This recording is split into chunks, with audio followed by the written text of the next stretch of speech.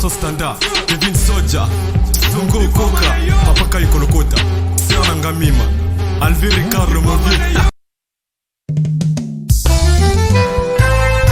La vie et la mort sont au pouvoir de la langue. Contrôle la Kamalo Banayo, moi y'a mon bruit cause à la singa, et comme pour moi il a yo. Amen.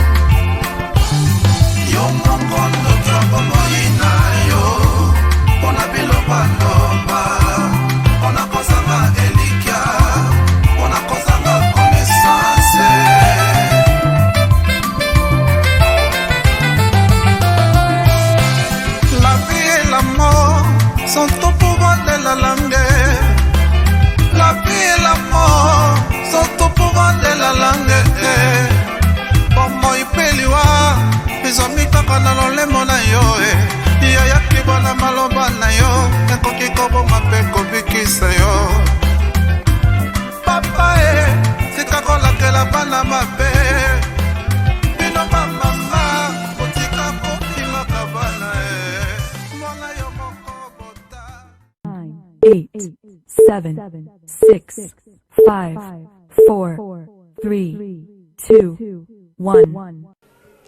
Bon dia bandeko balandi ya EDTV bana poto partout bozota la image oyo bandeko balandi biki EDTV eza partout dans le monde place bozwami na souhaiter bino ba bon dimanche à tout le monde. Bos continuer ko s'abonner na TV na bino oyo memela bino ba actualité ba novidade ya solo bozoron ka na kati ya EDTV na ke bon ko remercier chef Jean Thomas Miangala motema ya mama Jessica Inet Kola balobi mama paradis de yewana na bosanité Kapa GB Teta Samuel bambote ya trop na pesi bongo lisusu mama Brigitte Kebadika mama Brigitte babine mta Simbi France so na zongi na Afrique boye na mona rase bon azala kaka moko mama Nisha Kibibi balobi mwana mwaso Simbi makam na niveau Afrique bambote ya trop masa nanga Delphine depuis Grèce bambote ya trop toza awa na kati ya Angola lisu na zongi lisu na kati ya mabele Kaza Zimba balobi studio solo Kaza Zimba so na poso graver pe na nzembo na condition qualité son makambo nyonso yaka mona kati ya Kaza Zimba na bosanité vie na Serge Buka mufinu kwa lufu mama na papa na Sabina na Lionel motema ya mama nguli bambote ya trop masa na Robel et valable. Salut mon pote toza bon lelo na ndeko na biso tolobaki lelo toza première émission na plateau na biso ya EDTV Angola na kati ya Sini Africa tozo banda na bonzambe to memeli bino frère moro awa ayembaka kitoko yemoko tellement lo barape kitoko a se présenter boyeba oyo nani ye azali. Bonjour papa. Boni. Oui, très bien par la grâce de Dieu, ça va vraiment. Vous pouvez expliquer bandeko balandi bayeba oyo zali po batebeli ba moli bayeba te wana kache kwa na mise nani naza chrétien musicien na kombo ya frère Gelor Lula. Frère Gelor Lula. Frère Gelor, vous pouvez expliquer biso carrière ya frère Gelor. Carrière ne bandi comment peut aux musiciens ni c'est profond mais c'est chrétien. Non, naza penza chrétien musicien, naza non chrétien musicien. Carrière nangai bandi musique vraiment na bandi musique de prix bon mwana nanga. Na bandi musique na église Nzambe Malamu ya Congo. Na bandi na Ekodim choral koimba na Ekodim ti na bengi na komba ya malaika. Malaika, oui. Na bandi na malaika ti na bandi koimba na choral ya mikolo. Nzamba salaki grâce pe na choral na bandi koimba zaki parmi première chorale ya église Nzambe Malamu. Nde na chorale on a zoki expérience et na komi koyemba vraiment na senti que na mo yemba na chorale na komi ancien na chorale nde na komi na souci na banda musique na bandi pe musique na orchestre na côté bande ko négliger ngada na zaki vraiment jeune mon na kati orchestre ba ngate batanga takate mais ngana zaka na souci que na yemba na bande ko forcer na yemba ti na kati ya groupe wana nzamba ko sala grâce na komi pe président ya groupe wana donc ngana komi ko konza pena ya groupe wana donc ti carrière nzamba osela nga ba grâce na yemi na album abatu misusu na zipo occasion ko beta ba s'intéresse donc fonga maki penza na carrière na kata église. Frère Gelor okoki ko expliquer bandeko balandi nani apesa frère Gelor posa pena ya ko yemba pena. Ouais, mutapesa nga pena posa ko yemba première mise no mama botinga akufa déjà paix à son âme. Et puis, nous avons souci koyemba parce que tant que tozokola azalaka chaque fois zoyembela biso banzembo koyemba na MD et pesanga pena pour sana banda koyemba ti lelo ndenge na osala carrière na ngai. Lelo ozo sala carrière no to éviter frère Guillet oza déjà na combien des albums sur le marché?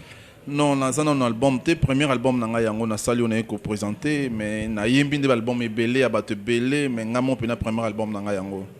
Ozo de grâce ya koyemba na quelques musiciens o basala de composer to mesana koloba. Na zo occasion ya ko yemba na ba grand musicien te mais na zala na bango nde mingi donc na travailler na bango ensemble mais non qui a ko yemba ensemble mais to travailler makasi na ba musicien ba bima déjà to ebi ke awa ozo préparer le biso album na titre ya pardon okoye sunga biso na titre Destiné. Pourquoi on ka titre on a Destiné? En titre Destiné, ils ont ngai moko na doki on a livre ya Exode 11 Exode 14 11 14. Nanga koyebisa batu bana nzambe nyonso ke Destiné ya moto mutaibi onka iza Destiné za secret privé ya nzambe. Donc vina yo ndenge zo leka na mokili nzambe de mutayebi même to bandai ko mona batu bandai ko tala maboko na tango akala akotala maboko alobi yo kozala boyo mais ye pa yebite. Donc muto azaki on tayebi vina yo même bandoki baloba pona yo même batu mabe balobi pona vina yo muto ayebi Destiné na yo eza nzambe ndem to aza ayebi wa prépara pona vino e kozala liboso. Batu mususu bazotala biso lelo mususu baluba beti de mabaku po réputation pena ndeti ya ba jeune ndeti yobo un boga boza pena mal réputé na musalo bozo sala nzambe mais quelque part bozo to sa maloba na te o comment pena la Bible tant que frère oyo pour mikotsa na kati ya monde wana siko ko défendre ni.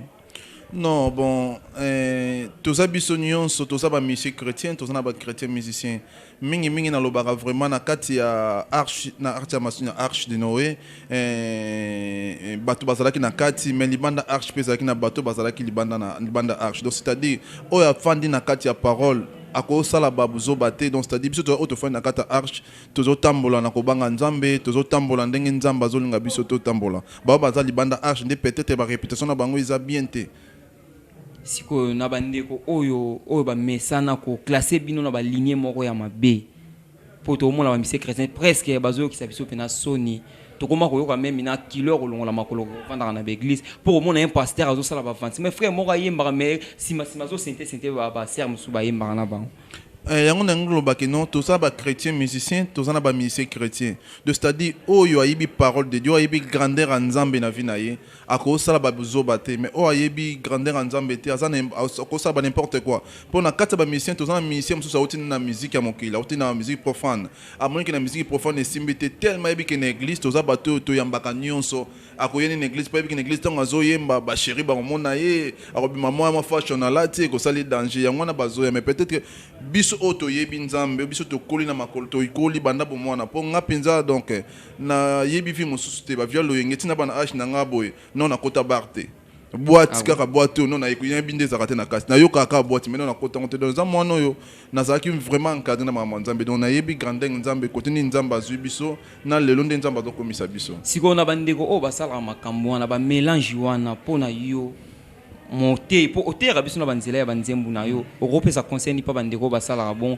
entre temps azo adorer nzambe kuna na sima zo tambola mabe ko sente ko linga basi abato conseil na opesa bango bati soki apona nzela moko mboaza makolo mine atambola nzela moko soki amoni ki aoke na musique profane aya te na musique chrétienne po akodisa ya biso angala famento bato bakoma ko considérer ba musicien chrétien te ba chrétien musicien te lokwa ba biso donc c'est-à-dire soit mon ka okende pa ba ndeko na biso ba wera akende kuna kende ko beta non ke otela biso pour ba musicien le ba koma boy ba koma ko donc on va mal répéter vraiment na ba niveau. Ouais, merci beaucoup. Tozo continuer bon on a frère Gelor Lula na ke ko yebisa bino bon toza na sponsor officiel na biso Grafka JTM balobi misala qualité ezo sala mabe kuna en tout cas bo za décider bo visiter pena Grafka wana ezo sala musala qualité nyonso yo ko luka na Grafka JTM bazo sala ngo pena en condition. Frère Gelor to éviter na album na biso ya to la combien de titres? Album na préparé qui 4 titres mais na zupe grâce moko ya sponsor ya chaîne oyo EDTV. Le sponsor ya chaîne oyo aza oncle nanga ayende abakisi de nzembo parce que toza pe na featuring na ye Miala Chef Jean Miangala. Chef Jean Miangala yende toza pe na featuring na ye na kati album nanga donc il pas bakisi donc comme na 6 chansons donc il pas retourner mané featuring na kati donc na comme déjà na ba sinzembo robimba na kati album. Est-ce que tant au préparer banzembo na yo me repose la trop si que té parmi 4 chansons on a ça là oyo pene raté té. Bozala pene loko wana kati mino. Non bon nga banzembo nyonso et inspiration nzambe parce que ngai moko pena na fanda te bona muté bandi ko elanga banzembo so elanga na ndoto banzembo susu zo zotanga bible banzembo ye bon pour na nga tellement batemo nyonso nzamba pesa nga na ebike nyonso eza bien même yo sur yo kiangolo ba vraiment non banzembo eza très bien o ponate to zelato yo kango na lingi na tuna eloko moko est-ce que ko bwaka libanga na musique religieuse eza mabeto eza malamu. Bon, Kobo Kalibanga na musique religieuse, Izamabe. Izamabe. Même pasteur Kobo Akete. Izamabe. Izamabe. Oui. Au peut ça soit résoudre la Izamabe. Bon, biso toza oyo toza uniquement pour toi adorer Nzambe. Nzamba sala, Nzamba sepela kokabola pouvoir naie deux personnes té.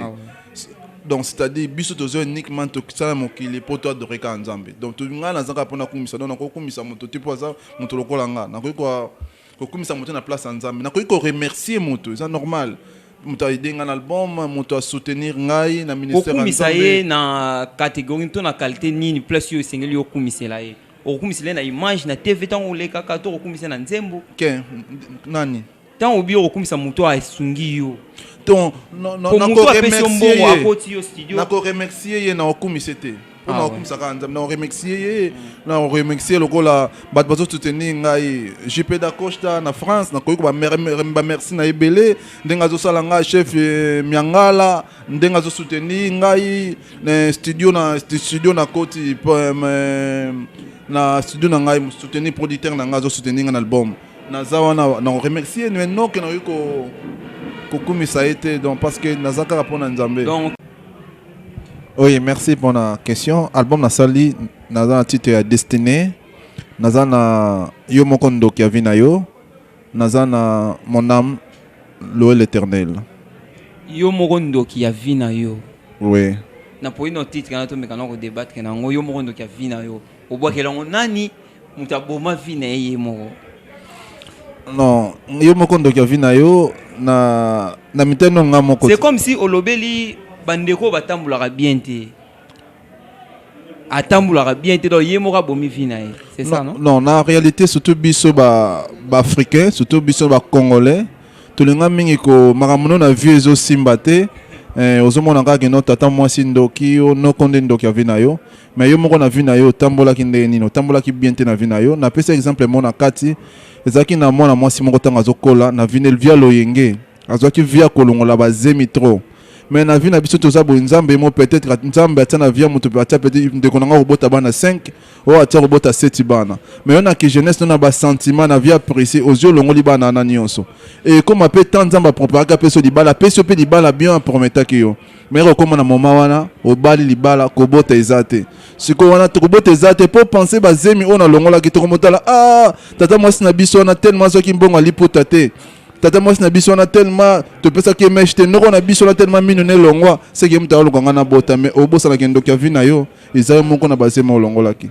Ouais, au te ko biso awa pardon on a salué na nos pasteur David di Somalie depuis France bambote trop papa pasteur umela papa na biso to beta setene loko moko awa est-ce que ko interpréter nzembo ya mutu eza bientôt eza mabe ko interpréter nzembo ya mutu comment tina studio neska na koti na studio na nga misete donc créativité ça ti na koti tina yemba na nzembo frère Gelo na yemi nzembo no mais yo sans vie ni na singa ta permission eza bien non eza bien te parce que eza bien te pour mais ela misu ba senga pe permission ko soko sengi permission ça na problème te mais son do sengi permission tende eza mabe c'est là on est ça la bon OK nga pena to ndeti frère Gelo nga na misete OK au koti studio ka po yemba nzembo ya frère Songolo frère songolo sengite nzembo sa beta ton nzembo za secret na kufa na eloko ni ezanga pe frère geloko fando koma nzembo no frère na pas koma bon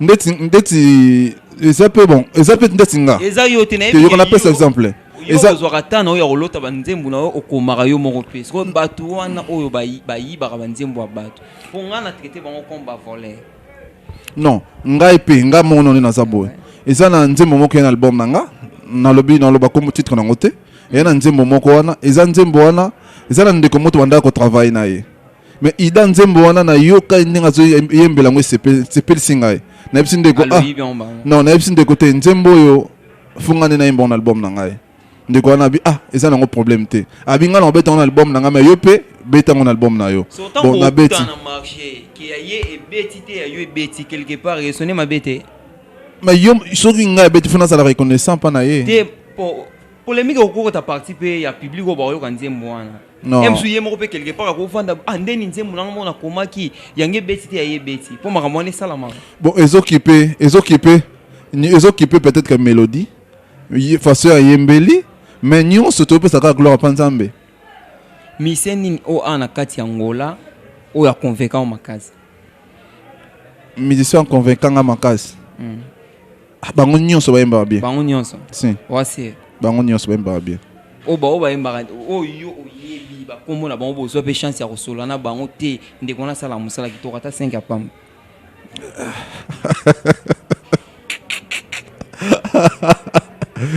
sikoyo bango nyonso batsala musala bien sikoyo na pona 5 comment 5 temps ndeko na pas revendre telle image alors baté ndeko pe na za reconnaissant te nga pe nani naza boy nazo attend yo ka musicien tout na sepela na bango nyonso donc tous les musiciens habite mboka oyo ya mboka na biso ngola travaillera bien au sentir na oh nalinga bango nyonso vraiment bango nyonso bino sepela nyonso bango nyonso naza ta na polémique te oranki na mission monte bango nyonso na sepela et bon na ba frère pe bazona bango tango komandie mbuti ba yema ka banzemba ba tu po sepela na bango non na sepela na bango à travers niveau na yeka to oh nga na sepela na mtu asala interprétation et ça problème te et ça peut que non assemble la nzambe pas ko inspirer à repérer pe ba grâce o izangi mais bazana mo pe belé na ngola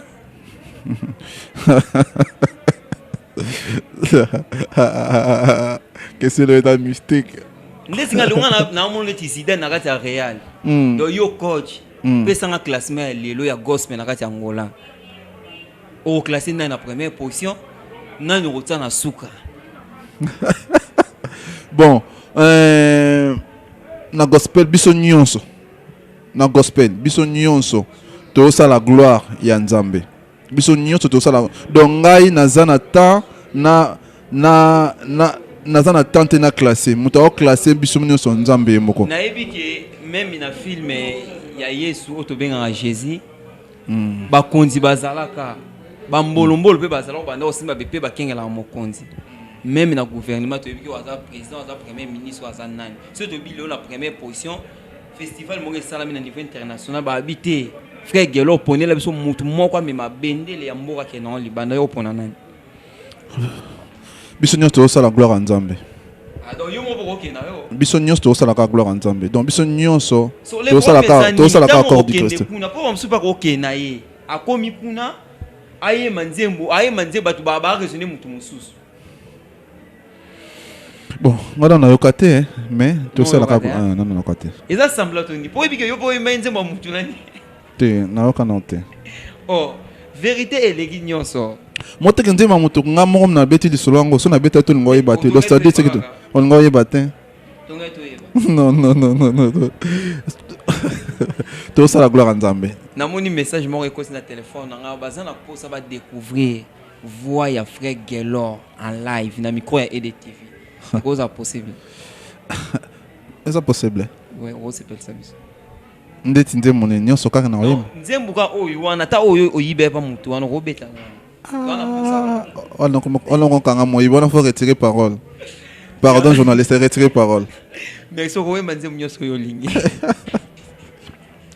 ya Yesu mosongi na ngai nakobanga eloko te ye azali kosungaka ngai na banzela na kotambola ye azali kobatela ngai na mokili oyo se Elohime nzambe malamu Elohime nzambe na biso Elohime nzambe na Dakosta nzambe na Igoe nzambe na Naomi Elohime nzambe na Gino Elohime nzambe na Edine. Ouais, merci beaucoup. Toti Kolanda, voix de Konabiso, frère Gelor Lola. Frère Gelor, vous la caméra au pena. Et l'oronio sur un posa. Soit on a posa producteur. Et l'oronio sur un posa, la caméra on a singa. Pe naba mbote na yo bato bazota la na image à EDTV. Yeah, merci na parole. Na yo sabana nzambe nyonso, corps di Christ nyonso. Bo soutenir ndeko na bino. Frère Nabino, papa Nabino, Leki Nabino, na ministère Onzamba Pesinga, na nzela album nangai ya Destiné. Ils ont un message belé Onzamba tina kati pour na peuple mobimba bayo kango. Mais lo que zo ko empêcher bisoma muke possibilité ya banzembo oyo ekoma tie sika yozali, possibilité ya ba clip tie koma tiska bino bozali. O nyonso za na posa ko soutenir album oyo. Numéro Isa kaka na émission yo numéro ko leka wana bino nyonso bota na numéro wana WhatsApp na ngai Facebook nyonso eza wana boluka tubokutana bobenga ngai nzambe vraiment ko pambola bino na bosanité na remercier batu nyonso na remercier JP Dacosta na remercier oncle Léa na remercier Cécilia Kimvunza batu nyonso bazo soutenir ngai na album oyo on va soutenir na ba prière na ba pasteur nyonso en église Nzambe malamu na bosanité papa David Mukumba bino nyonso bo soutenir ngai na ba prière na bino nyonso Nzambe akosunga. Ouais, merci beaucoup. Alors, excusez-moi la question oye pena tellement retard mais élève na question faire na tuna avant comment relation ya frère Gelor na ba ande comme so ba yemba awana kati yangola Missy Goals. Bon, nous avons une relation bien, surtout relation vraiment na yo na yebani ça frère Timba. Timba Rebot. C'est un Timba Rebot na clip na epé moko ya album ni kaka ya o Nazara qui peut mais clip on a évité jusque là na mon non ne bi matin mais na clip ni mon peu Nazara parmi na participa et tout ça na bonne relation Nazapé. Mon solo Nazapé na relation na apôtre Serge de Jésus azapé de comme frère apôtre moko azan album na ye parmi album na yenga pe na contribuer na yemba presque banzembe belé dans un na frère Golula dans un ba relation pasteur Jeff dans un na ba relation ya bien na ba mission chrétien o ba yebinga po musu pe ba yebinga te parce que na zo la premier album nanga na kati Angola musu ba yebina beta ramde to benga banzonzi ngozo yemba mais ko yebanga vraiment auto yeban presque zaka o abima makasi za frère Timba Rebot. Ka frère Timba. Ozona chance te ya restaurant ba ma Sophie ba mama joli makanda ba papa na biso Bambila.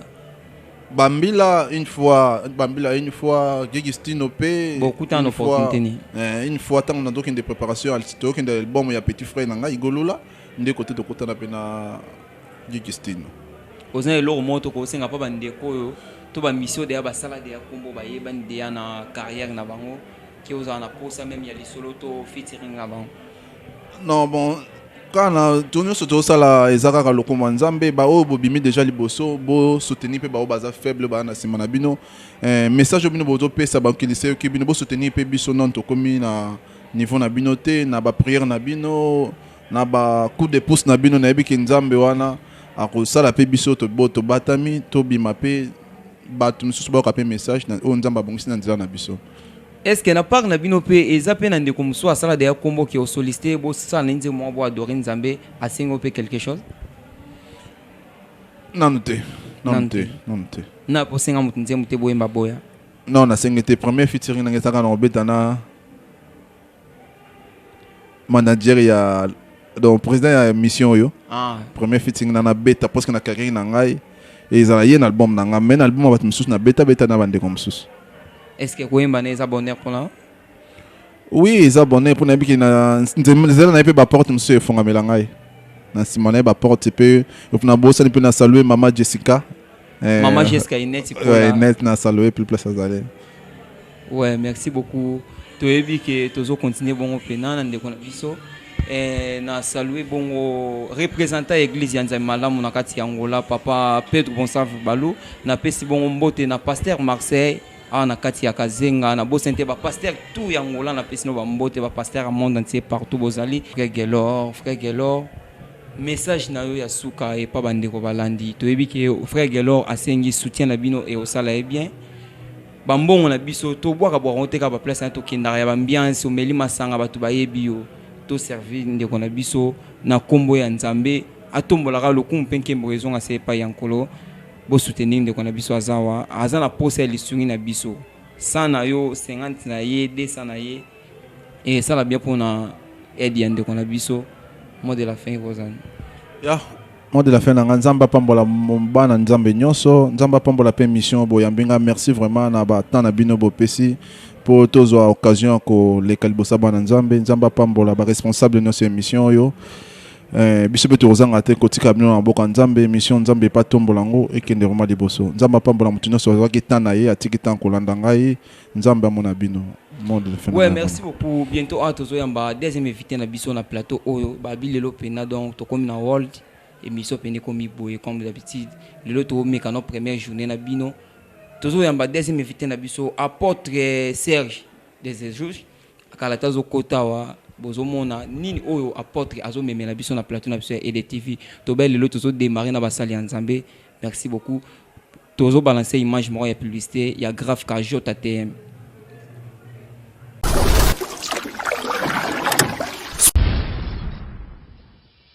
Boa tarde, sim. Se apresenta. Eu sou a Maria de Limoene, sou a encarregada dos atendimentos ao cliente. Temos aqui vários tipos de trabalho.